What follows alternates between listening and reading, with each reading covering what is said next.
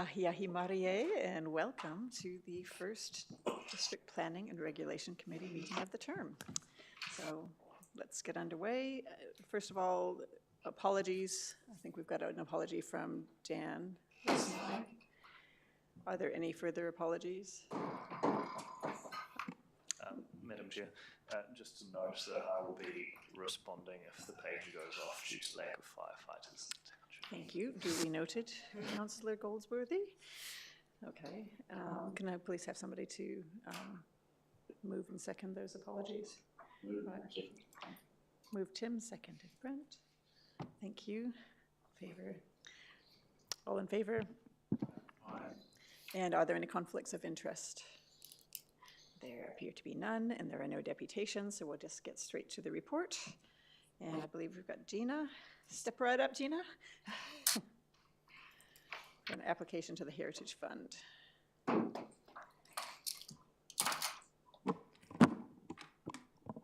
Good afternoon. Thank you for having me.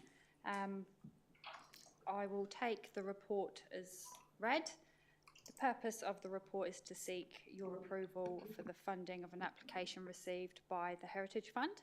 So the Heritage Fund plays a vital role in preserving the district's culture and historical assets by supporting owners of listed heritage properties to undertake essential maintenance and restoration work. This application relates to 73 Sneed Street, which is a Category 2 heritage building of significant historical and architectural value. Staff have assessed the application against the fund's objectives and have made a recommendation of partial funding just to ensure the continued protection and enhancement of this important heritage building. I'm happy to answer any questions if anyone has any. Fantastic, thank you. Thank you for the report. I thought I may have been seeing Ian here as well. He's in another meeting, so not able to join today, unfortunately. I saw him yesterday at the citizenship ceremony. I was going to ask, you've recommended half the amount requested.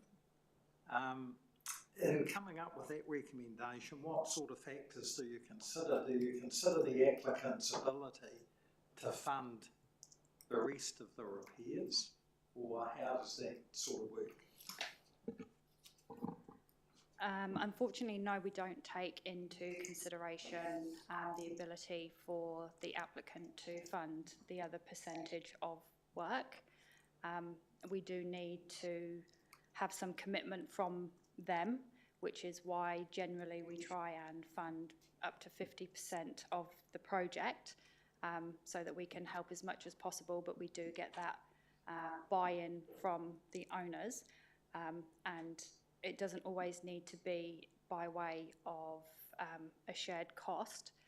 We have had applications where we've supplied the materials and they've actually done the work themselves, so it's not always a requirement that there is a monetary contribution, and we try and fund as much as we can, but we also try and conserve some of the fund for other projects that may come up. So the applicant won't have any expectation that they'll get everything they ask for?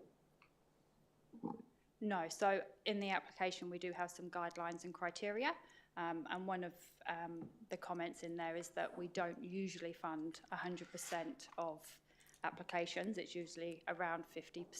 So we are clear from when they apply. Thank you. Councillor Fulton. Thank you. This application and others, it raises the question of when we put public funds into supporting either a heritage listed or a historically valuable building,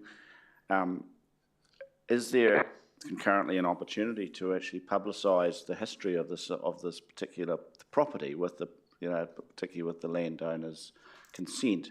Because like Councillor McLaren will sit on the Landmarks Committee, and we have a minuscule budget for this kind of heritage promotion, and yet here we go, we could support this and then history will just disappear into the ether. I don't actually know anything about this history. It's quite an interesting history. So can we capture some of this information, and even in our reports, and feed it back into our, I know it's not pertains to the roofing and the painting, but surely if we're putting public money into heritage protection, we should publicise some of the properties we're supporting, so people actually know about where these places are and their history. Is there perhaps just something to consider, Madam Chair, or something that, because we do have very precious little funds for actually promoting our heritage, but we give money for painting, etc. And I just thought that maybe concurrently some of this funding could be set aside for, so whether it's, anyway. So, question, is there a possibility that in supporting this, we could talk to the landowners about promoting the property a little bit more, the history of the property, and recognising it in some way?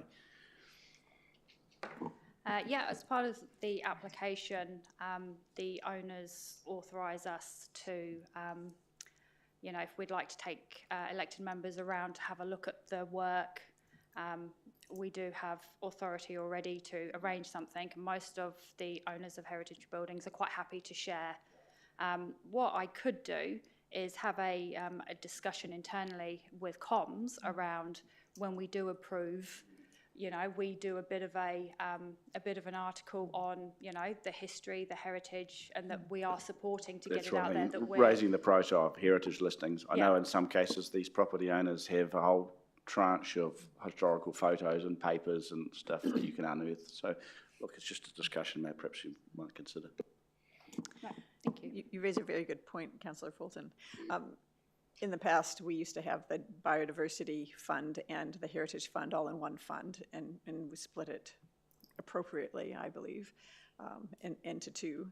And I was just wondering, actually, if there is a history of those historic places that we have supported with grants. And there haven't been a lot of people that have come for these grants, if memory serves. But if they were... if we were able to perhaps mark those places with a plaque or something that denotes their historic status. Do you know if any of those are actually denoted in that way? Not as far as I'm aware. I'm just going to look at Matt quickly. We don't normally identify by way of plaque any of the heritage under the district plan. Yeah, I could probably answer that question. So you are entirely right. We haven't funded a lot of buildings throughout the life of the plan. The majority of funding was actually when we had the Canterbury-wide Earthquake Heritage Fund. And as part of that, in terms of the resource consents that were issued, there was some that required plaques to be installed on. So that is one mechanism that we've used in the past. Admittedly, that's probably half a dozen at most. And the other one is the landmarks plaques, obviously, as well. Right. So that could be facilitated by either fund, or would this heritage fund not? Would this also be able to be applied in that way? So from memory, this fund, in terms of the funding criteria, won't have anything to do with plaques. So usually that's been the owner. The council can, of course, consider and workshop what it wants to do with the fund and whether it wants to build that into it. And at the risk of making a suggestion, that's something that the committee may wish to do at some stage. But the criteria itself isn't in there at the moment. And that would simply require a resolution from this committee, would it? Perhaps? From memory, the last time we made changes, it was a resolution of the committee. Just to feed into that, for information, the Landmarks Fund is extremely strict. It's related to town centres, and we spend most of the time, with respect, trying to figure out where the town centre is, so it's a struggle to get anywhere with the Landmarks Fund, and yeah. So, look, some wider consideration of how best to sort of map some of these properties and provide historical information, I think it would be welcome. Potentially, I think it would be good for this committee for staff, if you could go and have a look at those listed properties that we have in the plan and maybe bring that back to us at some point. But yeah, thank you. Councillor Cairns. Might as well stick with the same subject. Gina, thank you for the report. Would you be happy to speak with Sally from the libraries, who looks after heritage and the historical elements within the website, which is there, and maybe feed that information back into her, and she actually might be able to write that history for you at least anyway, and then document this. And as Councillor Fulton has said, it really captures all of the history of the district, documenting. Maybe she might be able to find some old photos, and then you can update those photos and that sort of thing. So yeah, as a suggestion. So would you be happy to communicate that with Sally as another idea? Yep, no, that's a fantastic idea, thank you. Because I think that does have some merit, because it would also incentivize those that have heritage properties to, it would basically give them some mana, I guess, for having them and looking after them. So, Councillor McLaren. Throughout the report, it refers to the heritage item H038, but I understand that's the Hoka Estate Lodge that's now Hoka Domain. Can you just clarify that and confirm that for me, please?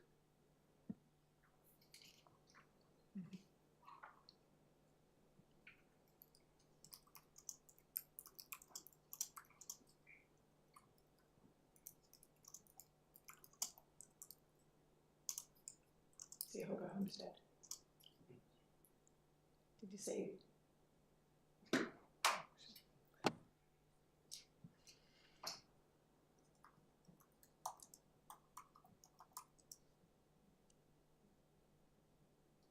Sorry, Gina, were you looking that up? Sorry, yeah, I was just having a quick look to see if there's been an error.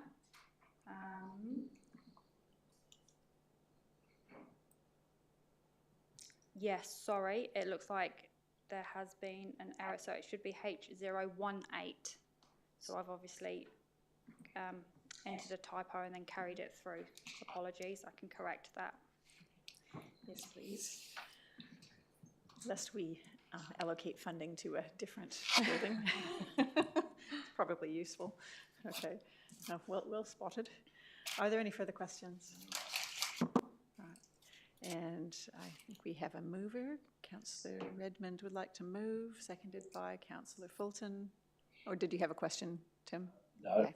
Right. Okay, so there are a series of recommendations here. Right, yes, I'm happy to move the recommendation.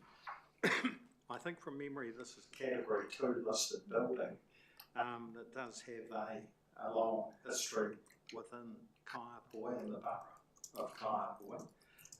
The funding requested will preserve the integrity of the building, so it's pretty basic: guttering, downpipes, fascia, board replacement and painting.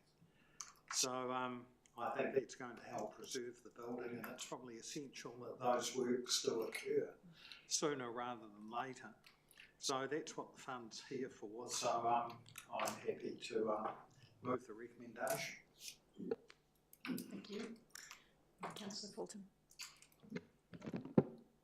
Probably no surprises. I'm supporting this as well, and I do just thanks colleagues for sort of adding to that general consideration of how we raise the profile of heritage listed properties and whether they qualify for a brass plaque or not. I think there's actually a good economic value potentially in some way, and actually with landowners' consent, where it's required to actually promoting some of these properties, because they form part of even informal visitor trails, on the end of the phone. So it's not just a fanciful thing. I think there's actually some real value in trying to highlight this, and as Councillor Melling says, we can actually add to the mana. Yeah, there's a nice description of these properties. So thank you. I'll support these recommendations. Excellent. Councillor Cairns. Thank you, Madam Chair. I'll also be supporting this recommendation. just based on Mr Fisher's commitment to ongoing preservation and maintenance of the actual site. So hence the reason why I'll be supporting it. Thank you, Madam Chair. Thank you. Any further? Councillor McLaren. Thank you. Yeah, no, I don't get voting rights, but I support those who are supporting it. Anyone who takes on a historic building takes on a huge commitment, especially with the restrictions and limitations that are imposed by having those various rules around it. So if there's a way to perhaps revisit the 50% funding, whatever you want to call that, whether it's a rule or a guideline or a precedent or just something that's always been the way, I'm sure those that found themselves in the position of Mr Fisher would appreciate a more generous look at that. With regards to the landmarks plaque, yes, there's a lot of historic buildings around the district, and one of the criteria around that is their accessibility to the public. In this particular site at the moment, you can't see it. It's huge hedges, it's hidden from view, so the wider public won't benefit from this grant in the sense of being able to admire the work as you would in, say, a town centre. But that's in no way should be taken away from awarding this grant, I don't think. Thank you. Thank you. Any further discussion? Right. No further to add. Would you like a further reply? Just going to add, we need to be conscious that this is someone's private home and they're living in it. And I realise you can't really see it from the road because of the vegetation. But nonetheless, it's going to be preserved. And the current owner has been there for some time. I think it might be 20 years or a reasonable period. So we are preserving someone's home that has historic significance.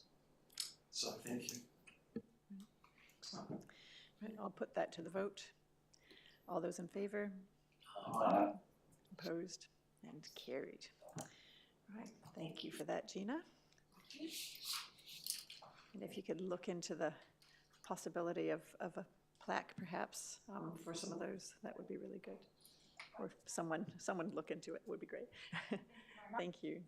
Okay, so that is the only report we have on the agenda for today. Therefore, we have no correspondence, which brings us to portfolio updates. First up is district planning. That's me. And I will not tarry very long on an update because we have got a workshop and a briefing at the end of this meeting, which will tell you all you need to know at this point in time. So in the interest of short and sweet, we'll move on to civil defence and regulation with Councillor Goldsworthy. Thank you, Madam Chair. So starting off with civil defence, I haven't had a formal update at this point. October was a bit of an odd month, funnily enough. But on this front, I take no news as good news from civil defence. The building team is looking forward to the future and what happens under the RMA that's looming, and ironing out working with the new public building consenting authorities and providing excellent customer service, which they always have. And the environment services team, one thing of interest to some members that's coming up, so there's going to be a bylaw review of the property maintenance bylaw. So that will be coming up in the new year. But other than that, everything seems to be tickety-boo. Excellent. Are there any questions of Councillor Goldsworthy? Brent? Thank you, Councillor Goldsworthy.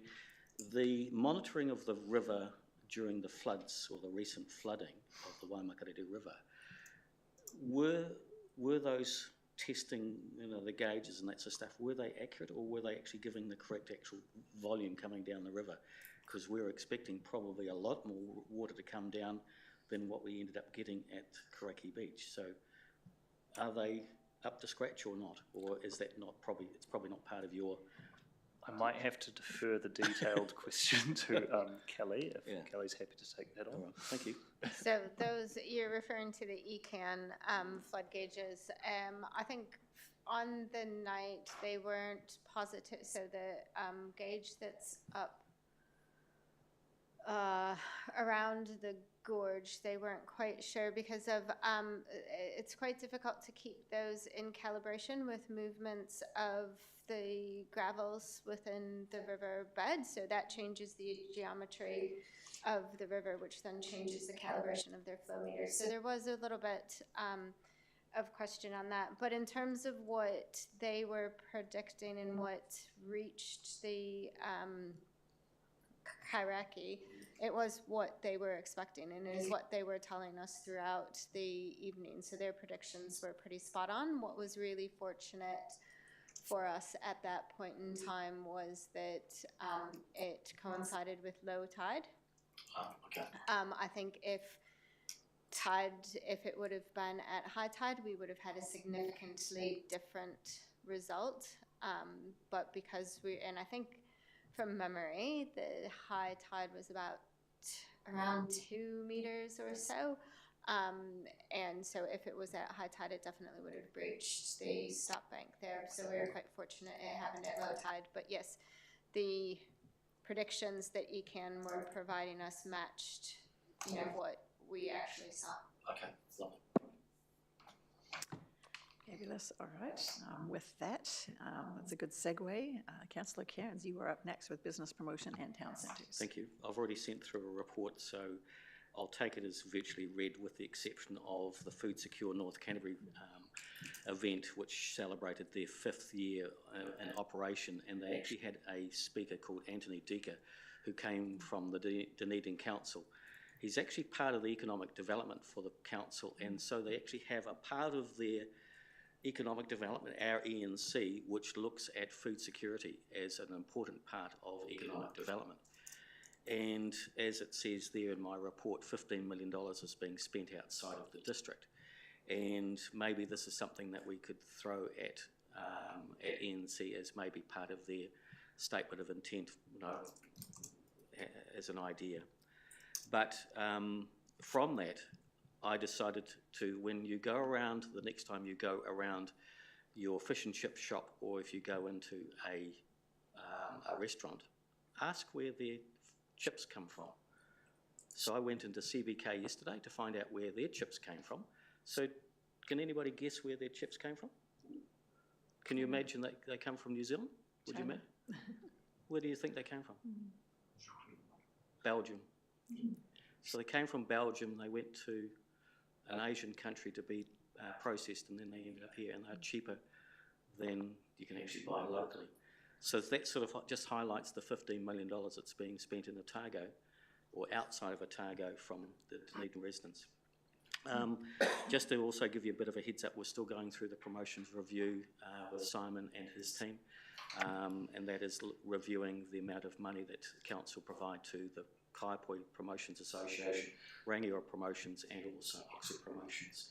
And also part of that review is considering how we look after the likes of areas like Woodend, Pegasus, Ravenswood, which currently do not have a promotions association. So we'll be going through the consultation process over the next, probably the next year, and that will then come as a decision for the long-term plan. And then finally, if you look at the last part, we're in discussions with a group that's wanting to have Diwali in Rangiora, and I think the most interesting one is that somebody approached me last week with regard to having 17 containers of lanterns, and they do all of the lantern festivals or the lunar festivals in Christchurch, and it doesn't look like they're going to be holding those in Christchurch anymore. Just to give you an idea, they've on average in an evening you get 45,000 people through. They're looking at holding it at Victoria Park. I'm not sure how we can get 45,000 people through Victoria Park. It could be a bit of an issue, but this is the sort of, at least we've got a fair bit of time to actually start doing the planning, and whether or not we actually do something very similar to maybe what they've done in Christchurch, and they actually had lanterns in the river. So maybe there could be an opportunity for the lanterns not only to be in Victoria Park, but maybe also on the Kaipoi River. There's all sorts of different opportunities. So, and we're meeting on Friday with another group, and they're going to be talking about the Kaipoi River Carnival and that will be happening potentially February, March in 2026. That's it from me. If you have a look, if you've got any questions from the report I've sent through already, thank you. That sounds fantastic.